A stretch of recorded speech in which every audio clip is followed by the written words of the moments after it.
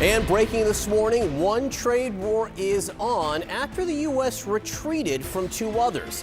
A 10% tariff on Chinese imports went into effect at midnight. China retaliated immediately. Donald Trump's second term has just begun, and he's already fueling trade wars with the U.S.'s biggest partners, including China.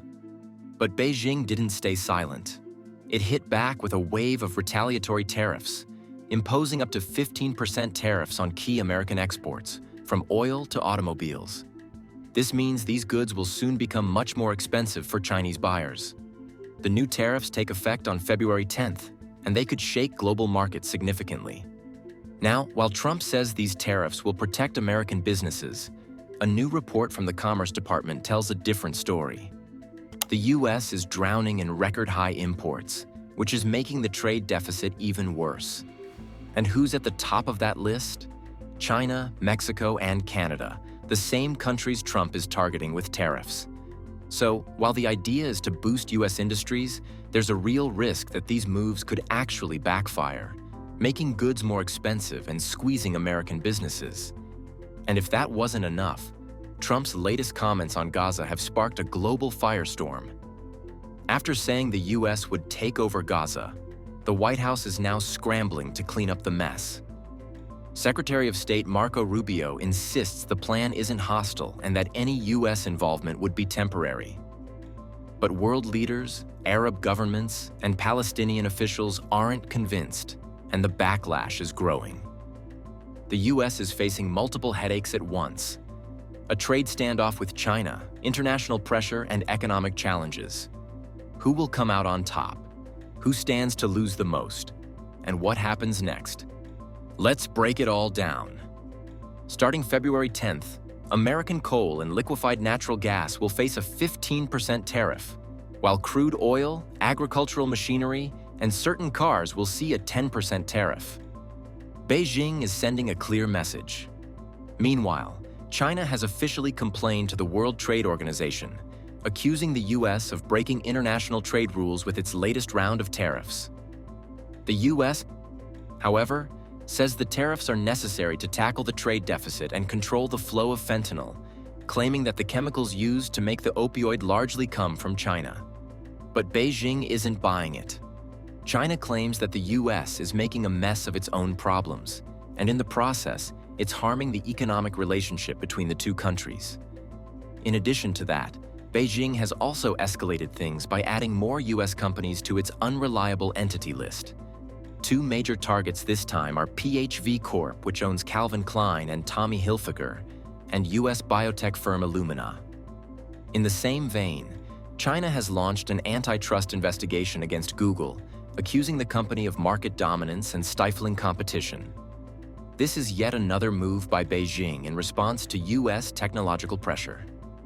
If the investigation results in fines or restrictions, it could weaken Google's position in one of the world's largest markets. Analysts believe that China is not only protecting its domestic developers, but also sending a clear signal to Washington. In the tech war, Beijing has its own leverage. China is also tightening its grip on critical minerals like tungsten, tellurium, and molybdenum. The Commerce Ministry announced that exporting 20 specific products related to these metals will now require licenses, all in the name of safeguarding national security interests. These minerals are the backbone of modern industries, used in everything from solar panels to artillery shells. The restrictions aren't just symbolic because China is now limiting the export of certain molybdenum powders essential for making missile parts. Last year alone, China shipped 287 tons of these powders, with half going to Japan. Now, access to these critical materials is about to get a lot more complicated. Markets have been bracing for this move ever since China's December decision to ban exports of antimony and other materials to the U.S. According to Jessica Fung, head of consulting at Project Blue, it was just a matter of time. These materials are essential for industries ranging from electronics to defense, and with China restricting supply, U.S. companies could face major shortages, driving up costs and disrupting supply chains. And according to experts, this is just the beginning.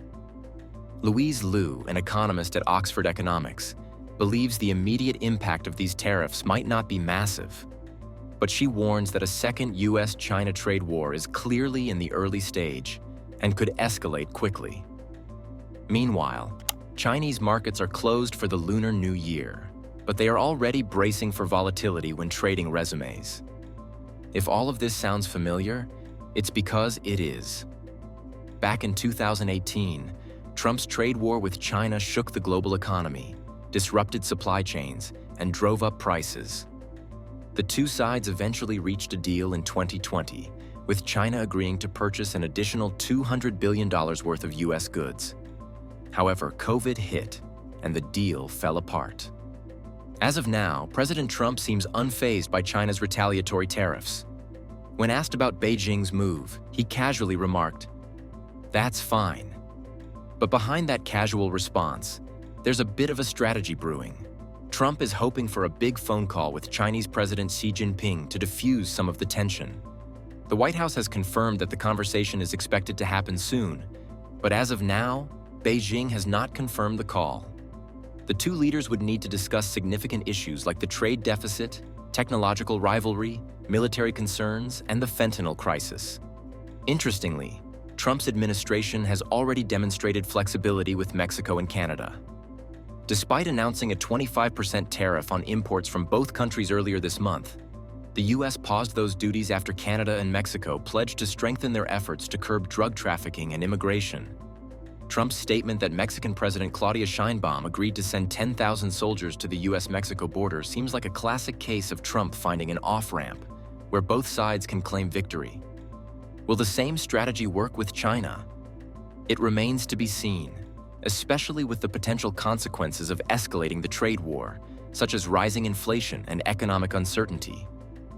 Goldman Sachs has weighed in, and they believe the short-term impact on commodity markets won't be huge. Sure, the US might lose out on some Chinese buyers, but those buyers can easily look elsewhere. The big issue, though, could be the pause in long-term natural gas contract negotiations between the US and China. This is something to watch, but US natural gas prices likely won't skyrocket just yet. However, there still could be significant immediate impacts on US consumers. The new tariffs on China mean that low-value packages like those from Shein and Temu will now face higher fees. The US gets about 1 billion such packages every year, and if you've been buying clothes for cheap from China, brace for price hikes. That's because those companies will have to pay tariffs on everything from t-shirts to dresses, and guess who's picking up the tab? Shoppers. To make matters worse, Trump has ordered US Customs to ramp up inspections on these low-value shipments for fentanyl, which means potential delays in deliveries as well.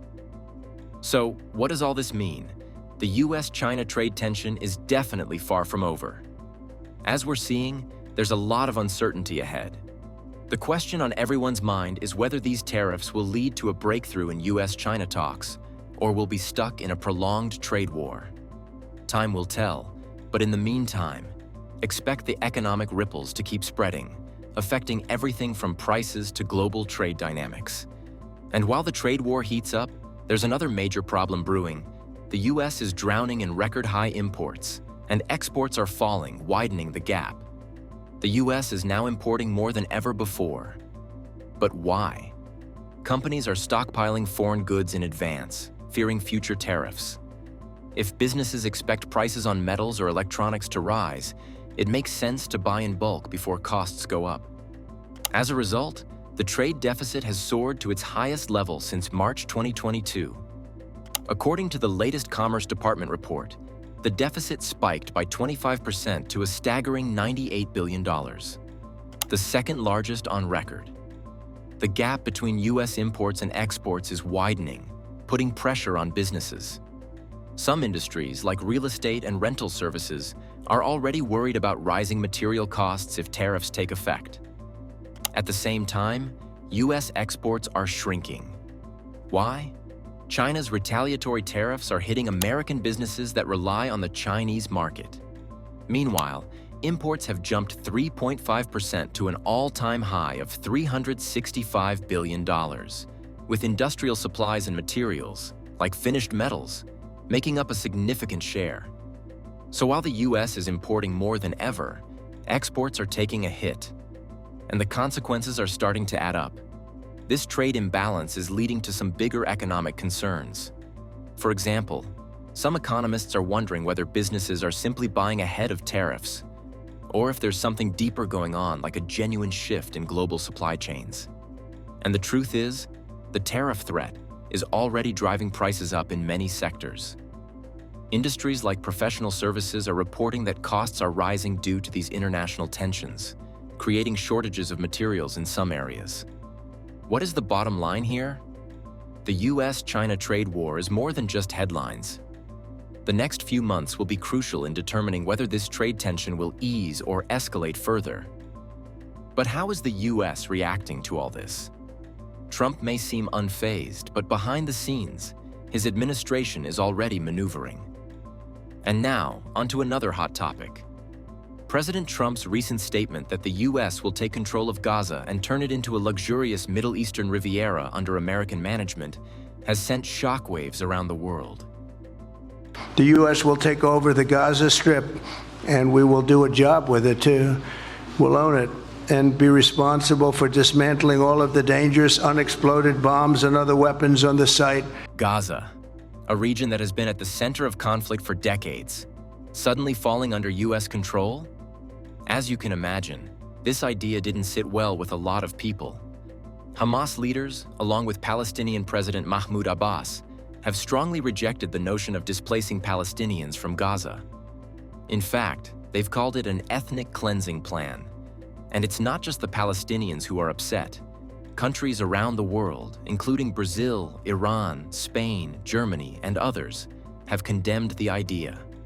They're saying that Gaza should remain under Palestinian control, and any attempt to displace people or change the region's status would be a violation of international law. But why does this matter to you as an average person trying to make sense of the economy? Well, the Middle East is a region that plays a crucial role in shaping global oil prices, trade routes, and overall economic stability.